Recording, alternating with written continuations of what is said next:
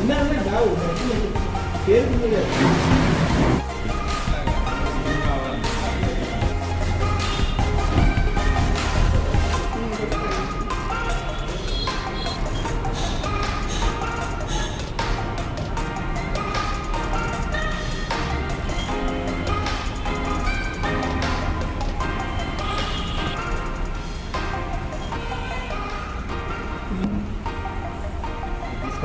మా మీద మీకు ఏంటో నాకు చెప్పు, నేను పేపర్ కావాలని నేను తీసుకుంటాను. చెప్పండి. కోదాడు శ్రీనివాస, నేను నాది మహాకాళి టెంపుల్ దగ్గర నేను ఒక చిన్న వ్యాపారం చేసేటోంది. నాది సైకిల్ షాపు. నాకు తాతల నాటి ఇల్లు లేదు. నాకు ఈ ఆధారం ఇది ఒకటే ఉండదు. నాకు ఏ ఆధారం లేదు. నాకు మొదటి నుండి ఇళ్ళనే ఉన్నా, ఇళ్ళనే తిరిగాను. నాకు మొదటి జీవనాధారం. నాకు అయితే గుడి డెవలప్మెంట్ చేస్తా అని గుడి కట్టారు, కంపౌండ్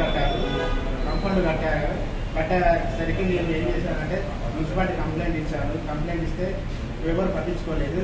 ఆ కట్టి నన్నని మరిన సాధలేకపోయాను. ఆయనకు కూడా లెటర్ ఇచ్చాను, ఆయన పట్టించుకోలేదు. అట్లే సారయ్య గారి దగ్గర పోయాను. సారయ్యతో కూడా మాట్లాడాను. అన్న నా పరిస్థితి లేదు, నాకు ఆధారం లేదు, ఏదైనా ఉంటే నాకు తప్పుంటే నాకు క్షమించు అన్నా అని ఆయనకు కాళ్ళు లేదా మొక్కి బతిలాడాను. దయచేసి దీనిపై కలెక్టర్కి ఇచ్చాను, కమిషనర్కి ఇచ్చాను, సిపి గారికి కూడా ఇచ్చాను. ఎవరు కూడా నాకు స్పందన భరిస్తలేదు.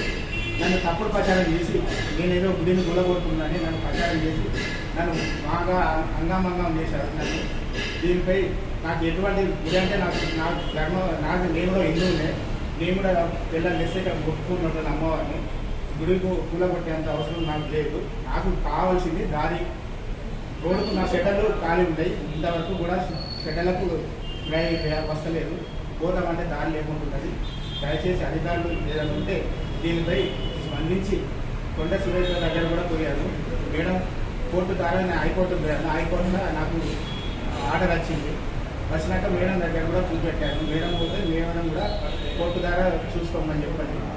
దయచేసి దీనికి చూసి రాజకీయ మీయర్లు నాకు గుడి కూడా కొట్టడానికి ఏ ఉద్దేశం లేదు.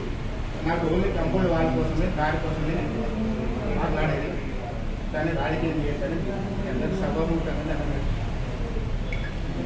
నేను ఈ కేసు పెట్టినా కానీ చాలా ఇబ్బంది పడ్డాను. నాకు చాలా సఫర్ అయ్యాను నేను. దాని గురించి నేను అందరూ నాకు ఎక్కడ పోయినా నాకు ఎవరు కూడా నాకు సహకరించలేదు. దానివల్ల నాకు ఎన్నికమ్మ వద్దు ఎవరు లేరు. నేను ఉన్నది ఒకనే, నాకు ఏ ఆధారం లేదు. నేను ఇలా దీంతో వచ్చే కిరాయితో మేము బతకడ్డాను. నా వెనక అందరూ కోర్సు చేసి నాకు ఇబ్బంది పెడుతున్నారు. ఇక వాళ్ళ గురించి అందరినీ చేసిన వచ్చడే.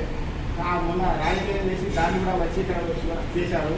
నేను వాళ్ళతోనే నాకు బాగా ఇబ్బంది ఉండగా అయ్యగారు కూడా నా చేతిలో పెరిగి నా చేతిలో పుట్టిన ఆయనే. నాకు కూడా ఆయన కబర్దారని నాకు వార్నింగ్ ఇస్తుంది. ఈ ఇంట్లోనే ఆయన డెలివరీ అయింది. సారయ్య గారు ఈ ఇంట్లోనే కార్యాలయం పెట్టాడు కాగడ గుర్తు కోసం.